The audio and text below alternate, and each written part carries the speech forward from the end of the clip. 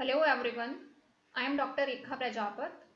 In this lecture, we will talk about cutoff wavelength, phase velocity, group velocity, guided wavelength and wave impedance along with field configuration for TM mode in circular waveguide. What are these circular waveguides? We have already explained in our previous lecture. So now we will talk about the first of all about cutoff wavelength. So the cutoff wavelength is that mode for which the mode propagation constant gamma vanishes. So as we know that propagation constant gamma is equals to the alpha plus z beta, that becomes 0, that is equals to the 0, where alpha is the attenuation constant and beta is the phase constant. As we know that we have already considered h square is equals to the gamma square plus omega square mu epsilon. But as we are talking that at the cutoff wavelength, the gamma, that means propagation constant vanishes. It means gamma is equals to the 0. And that gamma is becoming 0 at value of omega is equals to the omega c. So alpha plus j beta, that is equals to the gamma. So we can write gamma in terms of the omega square from this equation. So gamma will be is equals to the under root of h square minus omega square mu epsilon. So alpha plus j beta is equals to the under root of h square minus omega square mu epsilon. But as we are talking that gamma is equals to the 0 at omega is equals to the omega c. In that case, we can write h square is equals to the omega c square mu epsilon. So as we know, as if we are considering the case that attenuation is almost equal to the 0, so alpha is equals to the 0. In that case, beta is equals to the under root of omega square mu epsilon minus of omega c square mu epsilon, or under root of omega square mu epsilon minus h square, where h is equals to the p and m upon a, where p and m is the mth root of the equation as we have already discussed earlier.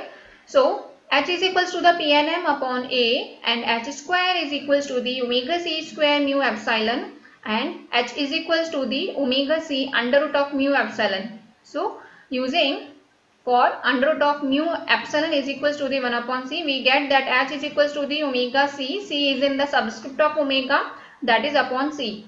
We can write angular frequency in terms of the frequency. So it could be written as h is equals to the 2 pi fc upon c, and fc is equals to the nothing but c upon lambda c.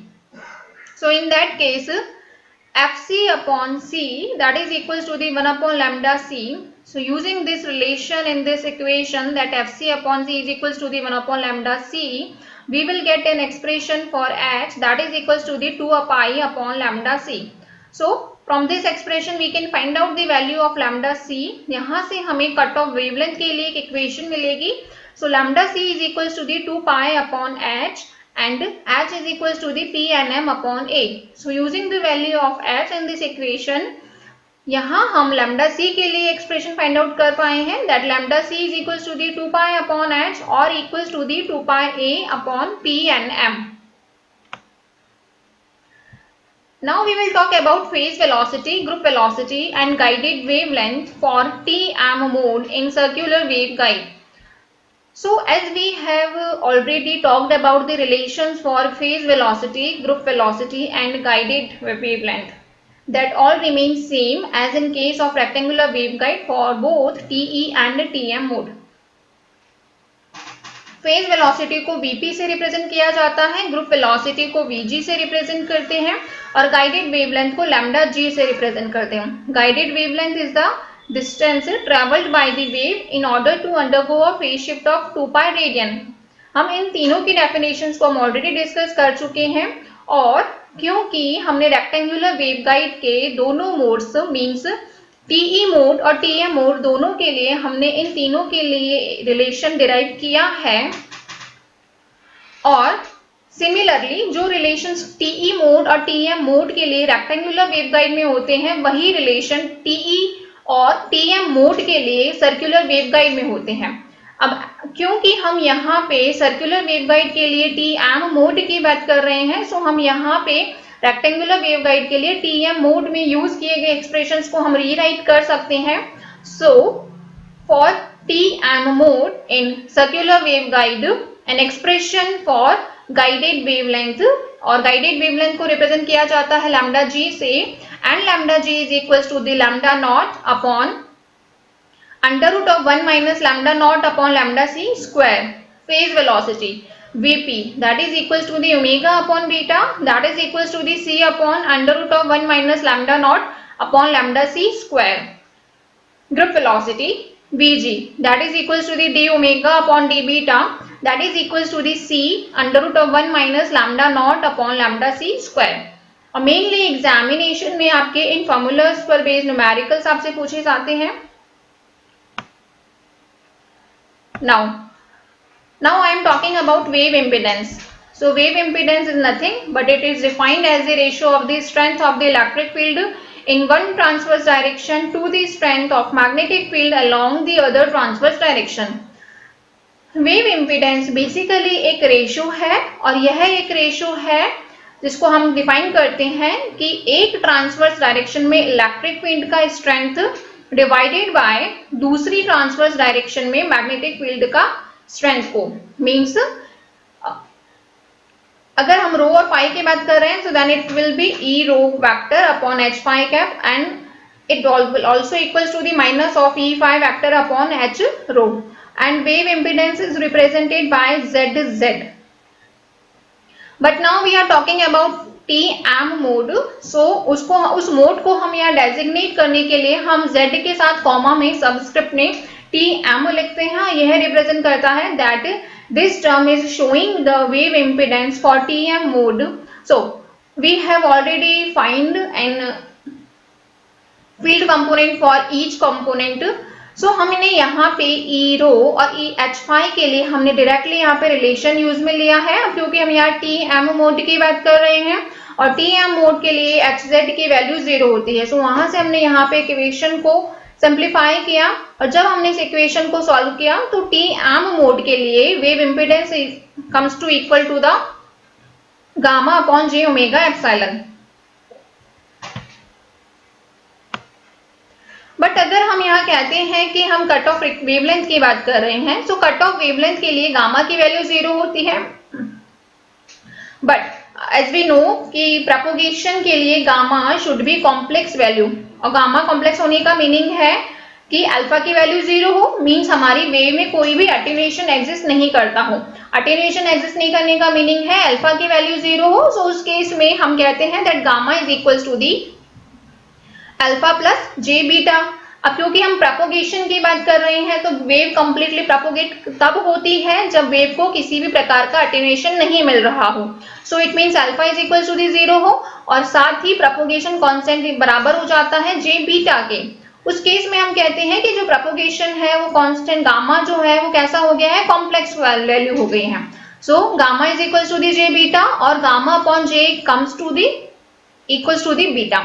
So in the above equation यहाँ पे हमने wave impedance की बात करी है. So wave impedance ZZTM is equal to the gamma upon j omega epsilon. So gamma upon j की जगह पे हमने यहाँ पे बीटा टर्म को रिप्लेस किया है. So ZZTM is equal to the beta upon omega epsilon. Further हम यहाँ बीटा की वैल्यू ऑलरेडी इवेल्युएट कर चुके हैं. So beta is equal to the under root of omega square mu epsilon minus omega c square mu epsilon. जब हमने इस equation को इस वाली टर्म में बीटा की जगह पे पुट किया, साथ ही हमने under root of mu epsilon को कॉमन लिया, तो उस केस में हमें एक रिलेशन मिलता है. On simplifying it we get an final expression for wave impedance that is ZZTM is equals to the under root of mu upon epsilon under root of 1 minus omega c square upon omega square. Now I am talking about field configuration. यहाँ पे हम different mode के लिए electric field as well as magnetic field के लिए हम field patterns की बात करेंगे, जिसमें हम टॉप व्यू की और साथ ही कंपोजिट पैटर्न की बात करते हैं. सो फील्ड कॉन्फ़िगरेशन में TM-MN मोड्स डबली रीजनरेट होते हैं, बट यूजुअली हमारे पास इक्वेशन में साइन और कोसाइन टर्म एग्जिस्ट करती है, जो कि यह टेस्टिफाई करती है कि मोड जो है वो डिफरेंट मोड एग्जिस्ट कर रहे हैं relative to an arbitrary origin of azimuthal angles. So यहाँ पे हमारे पास में ये जो डिफरेंट डिफरेंट मोड आते हैं ये आइडियल प्रोपोगेशन कांस्टेंट प्रोवाइड करवाते हैं। Only TM0 and modes are noted for azimuthal symmetry such that we are having no field variations as a function of phi and are not degenerate for the TM0 and modes. So यहाँ पे अब हमें बात करनी है field pattern की, जो कि एक सर्कुलर वेवगाइड में particular mode that is TM mode के लिए एग्जिस्ट करते हैं। So क्योंकि हम ऑलरेडी सर्कुलर वेवगाइड के लिए फील्ड कंपोनेंट्स को डिराइव कर चुके हैं, जहां पे हमने ई रो, ई फाई, एच रो और एच फाई की वैल्यू को डिराइव किया है। सो यहाँ पे हम जानते हैं कि उन एक्सप्रेशन में हमें जे एन बीजल फंक्शन का डेरिवेटिव रिक्वायर्ड है। सो यहाँ पे हमने जे एन प्राइम रो एच के लिए हमने इस फॉर्मूले को यूज में लिया है। So basically field configuration for T M mode will be presented in the form of these equations. So Ez will be is equals to the Cn Jn rho h An cosn phi plus Bn sin phi E rho naught. This is the minus gamma upon h square Cn of An cosn phi plus Bn sin phi n upon rho h Jn rho h minus Jn plus 1 rho h. E phi is equals to the minus gamma upon h square rho Cn Jn rho h minus of An into n sin n phi plus n Bn cosn phi. Similarly, we can calculate h phi and h rho. These are the equation for components Ez, E rho, E phi, h phi and h rho. और TM mode के लिए hz 0 होता है। सो hz is equals to the 0. सो यहाँ पे जब हम particular mode की बात कर रहे हैं, सपोज हम बात कर रहे हैं यहाँ पे TM01 मोड की, क्योंकि TM01 is a dominant mode for circular waveguide in TM mode. So TM01 mode के लिए कट ऑफ फ्रीक्वेंसी की वैल्यू मिनिमम आती है।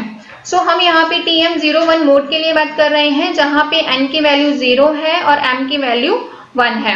सो अगर उस केस में जब हम यहाँ पे इन इक्वेशंस में n की वैल्यू 0 पुट करते हैं, हम यहाँ पे TMNM मोड की बात कर रहे हैं, तो TMNM मोड के लिए जब हम यहाँ पे EZ के लिए n की वैल्यू 0 पुट करते हैं तो साइन की वैल्यू 0 हो जाएगी, cos 0 1 मिलता है। सो An Cn Jn rho h, यहाँ पे हमने h की वैल्यू पुट करी है, दैट इज द PNM अपॉन A। जब हम E रो कंपोनेंट को लुक आउट करते हैं for n is equals to the 0 and m is equals to the 1, then E rho is equals to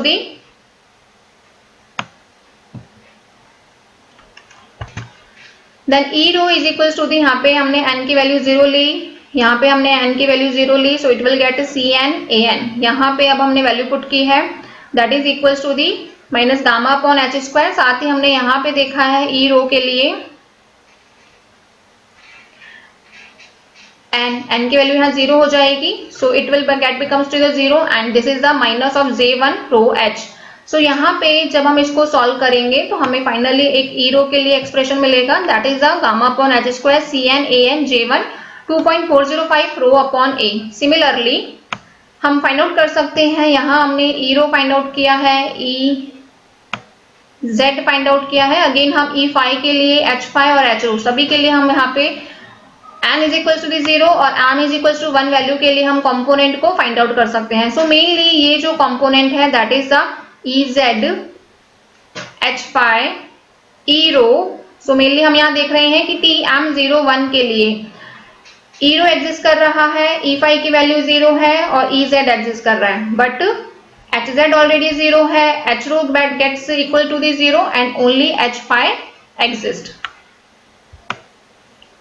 सो अगर हमें यहाँ पे उनके फील्ड कंपोनेंट को किसी पर्टिकुलर इंस्टेंट ऑफ टाइम पर हमें डिनोट करना है, सो हम उस इक्वेशन को मल्टीप्लाई करते हैं e raise to the power j omega t minus gamma z से, और उनके रियल पार्ट को लेते हुए जब हम उनके फिगर को प्लॉट करते हैं, सो इस प्रकार से हमें यहाँ पे TM01 मोड के लिए किसी सर्कुलर वेवगाइड के लिए फील्ड पैटर्न्स मिलते हैं।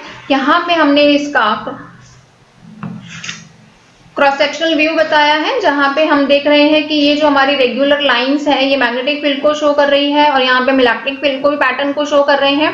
क्रॉस पैटर्न यहाँ पे जो हमने क्रॉस के द्वारा शो किया है ये वेव के लीविंग पैटर्न को शो कर रहा है और डॉट पैटर्न बता रहा है यहाँ पे एंटरिंग पार्ट को। और यहाँ पे हम देख सकते हैं कि ये जो पैटर्न है, सो रेगुलर लाइन से हमने इलेक्ट्रिक फील्ड के पैटर्न को बताया। These are the electric line of forces. और जैसे जैसे इलेक्ट्रिक लाइन ऑफ फोर्सेज यहाँ पे जैसे मैं पॉइंटर से पॉइंट आउट कर रही हूँ, जैसे जैसे हम इसका एम्पलीट्यूड इंक्रीज कर रहे हैं तो हम देख सकते हैं यहाँ पे इसका ये जो हमने 4 डॉट्स बताया ये इंक्रीजिंग एम्पलीट्यूड को बता रहा है। यहाँ पे हमने 3 डॉट्स बताया, यहाँ पे हमने 2 डॉट बताया, फिर हमने यहाँ पे 1 डॉट बताया। सो बेसिकली ये जो डॉट्स का नंबर है जो इस ऑर्डर में राइट और लेफ्ट में दोनों साइड में डिक्रीज हो रहा है, ये डॉट्स का नंबर यहाँ पर यह शो कर रहा है कि यहाँ पे वेव का एम्पलीट्यूड इंक्रीज्ड है, मतलब it is a maximum, and moving from right end to left its amplitude is decreasing. So यहाँ पे जैसे हम जा रहे हैं इसका एम्पलीट्यूड डिक्रीज हो रहा है, getting become equal to the 0।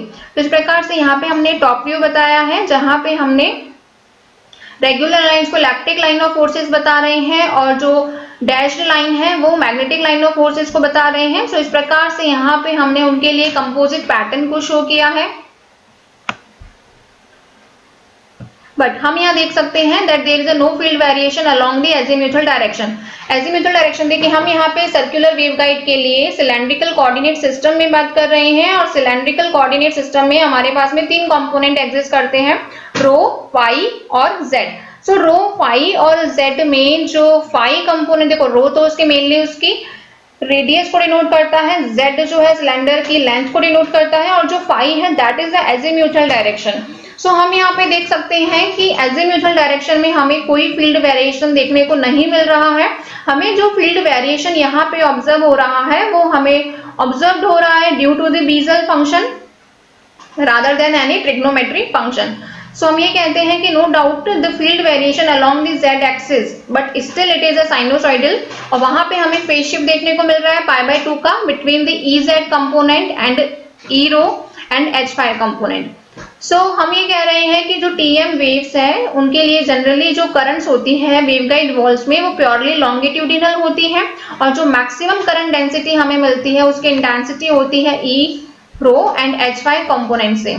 तो सिमिलरली जिस प्रकार से हमने TM01 मोड की बात करी है उसी प्रकार से आगे हम बात कर रहे हैं TM11 मोड के लिए, और TM11 मोड का पैटर्न उसी टाइप से होता है सर्कुलर वेवगाइड के लिए जैसे कि रेक्टेंगुलर वेवगाइड के लिए एग्जिस्ट करता है, और ये हम ऑलरेडी डिस्कस कर चुके हैं। सो इस प्रकार से हमने यहाँ पे इसके क्रॉस सेक्शनल व्यू को रिप्रेजेंट किया है। यहाँ पे जो रेगुलर लाइन से इलेक्ट्रिक फील्ड को बता रही है, इलेक्ट्रिक लाइन ऑफ फोर्सेस को, और जो डैश लाइन है वो मैग्नेटिक लाइन ऑफ फोर्सेस को रिप्रेजेंट कर रही है। और यहाँ पे अगेन हम देख सकते हैं यहाँ पे हमने अलग अलग पॉइंटर्स, जैसे कि हमने यहाँ पे लेफ्ट साइडेड पॉइंटेड यूज किया है और यहाँ पे हमने राइट साइडेड पॉइंटर यूज में लिया है। अगेन हम यहाँ पे वेव के एम्पलीट्यूड को शो कर रहे हैं कि ये यहाँ पे हमारे वेव के amplitude is the maximum in this part and going away it is getting decreased, और यहाँ हम कह रहे हैं कि जो क्रॉस है that is a leaving part.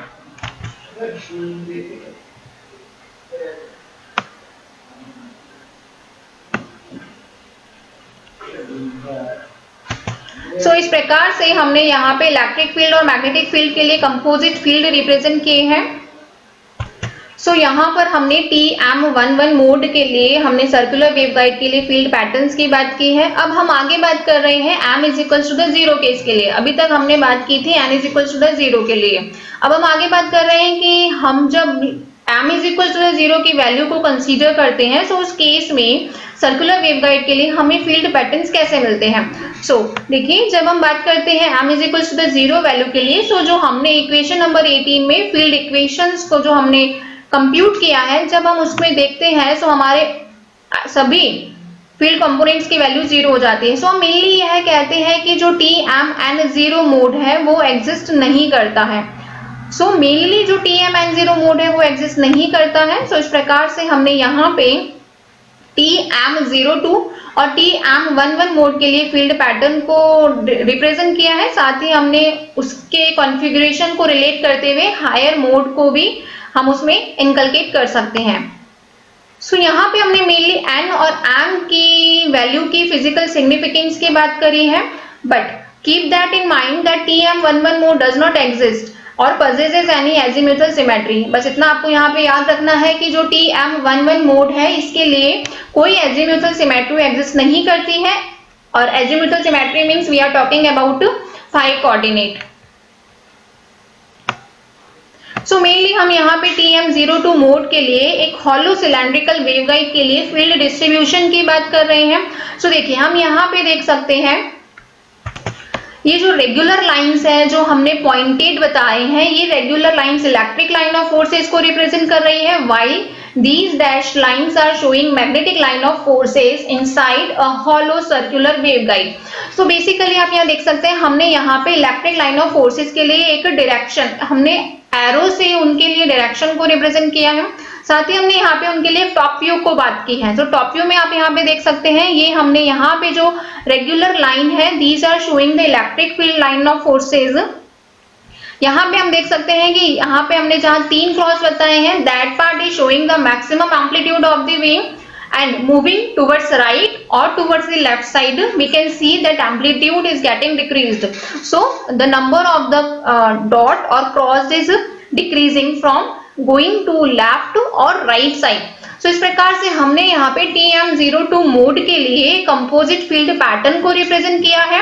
और यहाँ पे हम देखते हैं, हम ये कहते हैं कि lambda G that is the distance undergo which is required to undergo a phase shift of 2 pi radian। so basically हम यहाँ ये कह रहे हैं, so यहाँ पे हमने यहाँ से लेके यहाँ तक आप देख सकते हैं this distance is represented by the lambda g upon 2। so इस प्रकार से हमने, क्योंकि हम यहाँ पे देख चुके हैं साइनोसॉइडल और कॉस्टम के इंपॉर्टेंट पार्ट को, साथ ही हम यहाँ पे बीजल्स फंक्शन के पार्ट को भी हम यहाँ पे डिस्कस कर रहे हैं। तो इस प्रकार से कंपोजिट फील्ड पैटर्न किसी TM02 मोड के लिए एग्जिस्ट करता है। सिमिलरली जब हम बात करते हैं TM11 मोड के लिए एक हॉलो सिलेंड्रिकल वेवगाइड में, सो TM11 मोड के लिए आप यहाँ पे देख सकते हैं हमारे पास में यहाँ पे डिजेनरेटेड मोड मिल रहा है। सो इस प्रकार से ये देखिए, ये जो हमारी रेगुलर लाइंस है these lines are showing for electric line of forces and these dashed lines are showing for magnetic line of forces। so I have denoted these lines by E vector and these dashed lines at the bottom part are represented by the H vector। and ये मैं पहले ही बता चुकी हूँ कि हमने किस प्रकार से इन पैटर्न्स को ड्रॉ किया है। और यहाँ पे जो क्रॉस पार्ट है ये शो कर रहा है लिविंग वेव को। सो आप यहाँ देख सकते हैं हमने अलग अलग पॉइंटर्स डायरेक्शन के द्वारा शो किए हैं। सो इस प्रकार से देखिए this is for leaving and dot is representing for the entering wave. So देखिए हमने यहाँ पे बात कर रहे हैं, सो हम यहाँ एंटरिंग की बात कर रहे हैं, यहाँ पर हम लीविंग पार्ट की बात कर रहे हैं। सो इस प्रकार से यहाँ देखिए हम यहाँ पे बात कर रहे हैं क्रॉस पार्ट की। सो इस प्रकार से हमने अलग अलग डॉट्स और क्रॉस के द्वारा हमने उसके लीविंग और एंटरिंग पार्ट को यहाँ पे रिप्रेजेंट किया है। तो इस प्रकार से हमने यहाँ पर बात करी है सर्कुलर वेवगाइड के लिए TM11 और TM01 मोड के लिए कंपोजिट फील्ड पैटर्न की। साथ ही हमने यहाँ पर एक कंक्लूजन ड्रॉ आउट किया है कि अगर हम यहाँ पे m बराबर 0 की वैल्यू को कंसीडर करते हैं सो उस केस में सभी फील्ड कंपोनेंट्स आइडेंटिकली 0 के इक्वल हो जाते हैं। सो हम ये कहते हैं कि किसी भी सर्कुलर वेवगाइड में TM0 मोड एग्जिस्ट नहीं करता है, केवल हम यहाँ पे बात करते हैं TM02 मोड की बात कर सकते हैं और TM11 मोड और अदर हायर मोड्स की हम यहाँ पे बात कर सकते हैं। और साथ ही TM11 मोड के लिए कोई एजीम्यूथल सिमेट्री एग्जिस्ट नहीं करती है। Thank you so much.